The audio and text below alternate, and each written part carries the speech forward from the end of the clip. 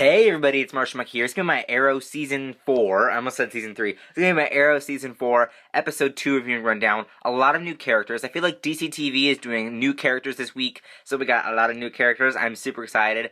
Not too many, but, like a good amount of new characters on Arrow. Also some stuff with the flashbacks as well. So I'm gonna run down everything that I can. I'm gonna do the biggest story to the little story, where I tell the biggest story of the episode to the smallest, or at least in my opinion anyway.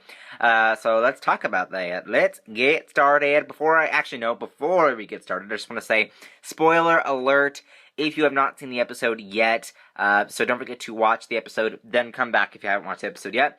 Now, let's get started.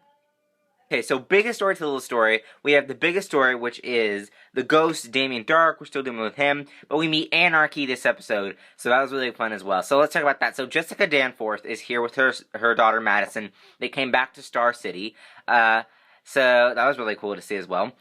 They were old friends of Moira. Like, Jessica was old friends with Moira before she died, which is sad. I'm really sad that Moira died. But I feel like the show has grown without her. Like, I feel like if she would have stayed in the series, the show would have been held back. We've gotten to do so many things with the show because it's like she's gone. So now we get to experience them a little bit more. But anyway, let's stop talking about Moira. She's dead. Let's talk about Jessica. She comes back. She's running for mayor this episode. Or at least attempts to. She's like, someone needs a leader, and might as well be me. She's channeling Fish Mooney leadership from Gotham. No, I'm joking. No, but she ends up running for mayor. Of course, anyone who's ever run for mayor or is elected mayor dies. So obviously she ran for mayor, and she didn't die, thankfully. But, yeah, she didn't die. But her daughter got kidnapped, which is crazy. So all this stuff is happening to her. She got attacked by the machine gun, as you guys probably remembered, and by Anarky. So all that stuff's happening. So anyone, like, it's a record. Like Diggle said in this episode, it's a record, even for our city, that Jessica almost died, basically. But we meet Anarky in this episode. He's going to be our smaller villain for the season. You guys remember, we always have a smaller villain before we get on to the bigger villain, like Slade. For instance, Slade in Season 2, and Brother Blood. Brother Blood was our small villain for the season, and Slade was our big villain for the season. So, this is the same thing for Anarky. He's going to be the smallest villain in this season. And then we're going to get more Damien Dark stuff. So, Damien Dark probably do the big stuff by the end of the season, by the second half. And Anarky's going to be dealing with the first half. Now, they have said, the writers, or I think it was producers, whoever said it, said that it will be Damien Dark and Thea that pushes Anarky off the edge to become full-blown Anarky, like craziness, like off the rails, that kind of Anarky. So it's going to be Thea and Damien Dark's fault that he becomes the, Anarky, the actual villain Anarky. So we're going to have to wait and see how that affects that, but I'm super excited to see that as well. So yeah, it's pretty cool to see that. Maddison ends up getting kidnapped. Damien Dark was upset about it. That just means that, I think that Damien Dark, the reason why he got upset is because he is a villain, but I think he might be fair. And I think he might have his own agenda. I think he might be doing this by the books. I think he might be doing it in his certain way. So when Anarky, stole or kidnapped Maddison, he didn't like it. So, or there's another theory going around that it's because that Damien Dark's daughter might be Felicity, and he doesn't like kidnapping or something like that. I don't know. But that's just a rumor right now, so we don't really know if that's true, so do not think that that's what's going on here. But yeah, Maddison got kidnapped.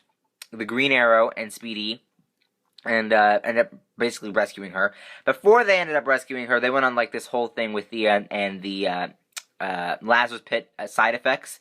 I'm not going to get too much into that right now. I'm going to talk about that separately, but to be clear here, they were interrogating this guy.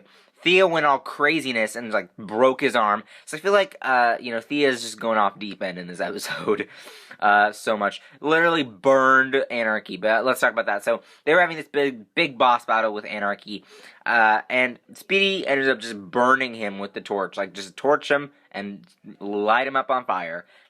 Felicity had to fire people. Thea literally fired someone. Literally fired. That's funny. Why am I doing this? I don't know. No, let's recover. Yeah, but she literally fired someone. That's a funny joke. Alright, let's be serious. So, no, I can't be serious. Anyway, so talking about the next story, I can't even get over that joke. Talking about the next story, we talked a little bit about Anarky, a new character that's been introduced. Felicity has come back to take over the company. My nose itches. Felicity has come back to take over the company. She's the CEO, and she meets Mr. Terrific. We meet Curtis in this episode. Fun thing, I'm really excited for his character. One, because I feel like he's doing justice. We haven't had a lot of diverse characters yet, except for Diggle. Oh, actually, I'm going to take that back. Diggle's a big example for a diverse character in TV, superhero TV. We've gotten him, Joe in The Flash, but we really haven't had one that's like an all full-blown superhero. Like, Diggle wears the mask and he wears the coat and all that junk, but it really isn't a superhero costume. So I'm glad that we're having Curtis, who's going to probably become Mr. Terrific at some point, and be like a full, diverse superhero, like actual superhero. Not like Diggle level, but an actual superhero on his level with a mask, probably, sometime. I don't think he's going to have like the whole T mask. He's probably going to have like this thing here, like like an eye mask or whatever he's going to be doing, but I'm glad they're going to be doing that. I'm super excited. Maybe, I don't know if they're going to be doing that, but it seems like they're going to be turning him into Mr. Terrific this season. Another thing, that he is a LGBT character. That's what a lot of people were raving about, that he was really, that they were excited for that.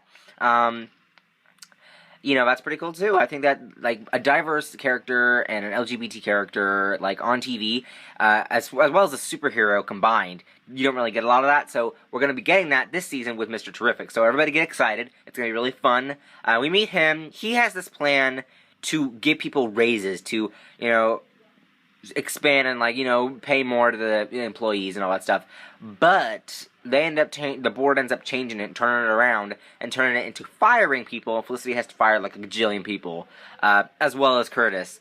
So that was really fun as well. Now, Curtis is married. We actually got that name drop in there that he has a husband. So we're probably going to be seeing him. I don't know. Well, that's really cool. Is like we get to he got to mention that. So we're probably going to be seeing him. Is he going to find out that he's going to be Mr. Terrific at some point? I don't know. So just keep that in the back of your head for now. But anyway, yeah, he got fired, of course, as well.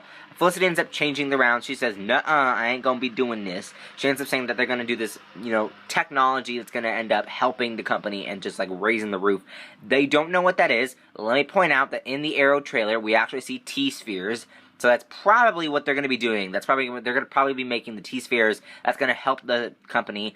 More people are going to be coming in, more employees. Fun fact about the scenes with Felicity, with Emily Bett Rickards, I think it's Rickards, but I'm not really sure. But Emily Bett, let's just say that. Emily Bett, the girl that she fired, the Felicity fired in this episode, that one character you saw that got fired, like the actual employee she fired, that is actually Emily's best friend in real life and roommate. So that was really a fun fact that I didn't know. Like, I looked it up and it was like, oh my gosh, that people were talking about it, how that was Emily Bett's roommate and friend in real life, and it was like, okay, come on the show, we'll fire you. So I guess that was really cool. I don't know, that was a fun fact. But yeah, so we end up meeting Mr. Terrific as well, which is really fun. Now, let's talk about the flashbacks. Too much in the flashbacks this time. We don't see Hal Jordan again.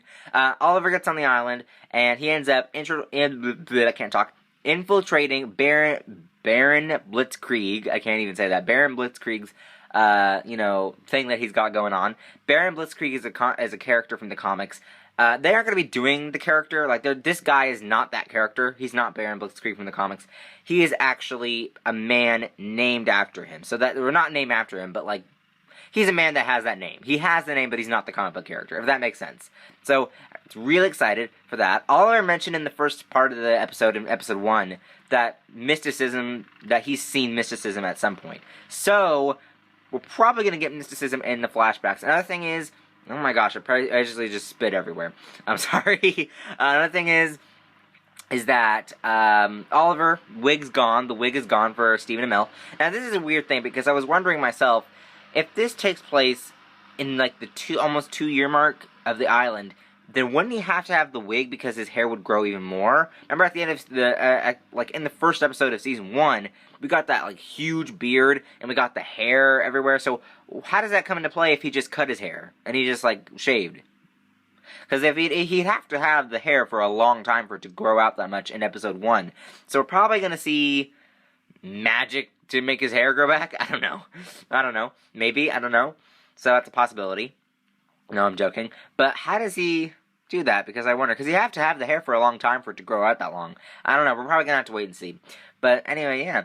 So we're gonna get Baron as well as the flashback villain. So that's pretty cool as well. And then let's talk about Speedy and Thea real quick, or not. Speedy and Thea. Laurel and Thea real quick. Laurel and Thea. So, Laurel finds out about the Lazarus Pit. She finds out about the resurrection. She didn't know. So, when she finds that out, they're going to take a trip to Nanda Parbat. That's probably going to be next week's episode, I think. So, we're going to get ready for that as well. They end up digging up Sara's body. And it is ugly. It's ugg butt. Ugly as a butt. It's like the ugliest thing in the world. She looks like a zombie. She looks like a zombie corpse. Like, I don't even know. So they're going to be taking her and taking her to the Lazarus Pit. But it won't work. So that's why Constantine comes into the show to sprinkle some magic on that. So we're going to probably watch out for Constantine maybe next week. I don't know. Maybe we're going to think about it. So I don't know. But yeah, I think that was pretty much it for the episode. Not really much after that. Let me think. Nope. We got pretty much everything we got for that as well. So that was pretty much the episode. It was really good. I give it a thumbs up, A+. It was really good. Well, maybe not A+, but it was really good. I want to see more of the Canary Cry, Laurel's Canary Cry, though. That would be really fun.